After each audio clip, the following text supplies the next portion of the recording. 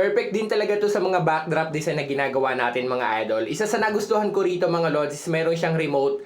Mamimili ka kung anong mode ng ilaw ang pipiliin mo. At higit sa lahat, mahaba na siya. Yung pinili natin is 2 meters by 3 meters. Kaya sobrang haba na yan mga idol. Kung wala ka pang ilaw mga lods para sa ginagawa natin mga DIY backdrop design, or gusto mo naman pang decorate sa kortina nyo, ito yung string light na in-order natin mga idol. Ang kagandahan dito is may hook na siya.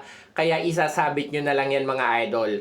Ang pinili nating size kagaya ng sabi ko is 2 meters by 3 meters. At kung namamahala ka rin sa mga standee, yung foldable na ilaw na inilalagay natin sa gilid ng backdrop design natin, pwede na rin kayong gumamit nito habang wala pa kayo ng mga standee kasi medyo pricey rin talaga yung mga idol. Siyempre gagawa rin tayo ng video para makita nyo mga lods kung ano ba yung itsura nito kapag nakalagay sa ating ginagawang backdrop design. Ang kagandahan dito is marami na nga siyang mode kagaya ng sabi ko. Pwede yung steady, pwede yung running light, pwede naman yung nagbiblink lang. Depende sa gusto nyo. At hindi nga lang to mga lods pang backdrop design ha. Dahil ito nga mga lods is perfect din. Lalo na ngayon darating na Pasko. Kung wala pa kayong pang decorate sa mga kortina nyo, ito yung curtain light na nababagay din sa inyo mga idol. Kaya kung gusto nyo rin ng ganito, ilalagay ko po sa comment section nyo kung saan nyo mabibili. Ito nga po palang size ng atin is 2 meters by 3 meters. Pwede nyo siyang hatakin ng mas malalayo pa. Ang sa akin lang is pinagdikit-dikit ko pa mga idol. Sana nagustuhan nyo. Check nyo na lang po sa comment section.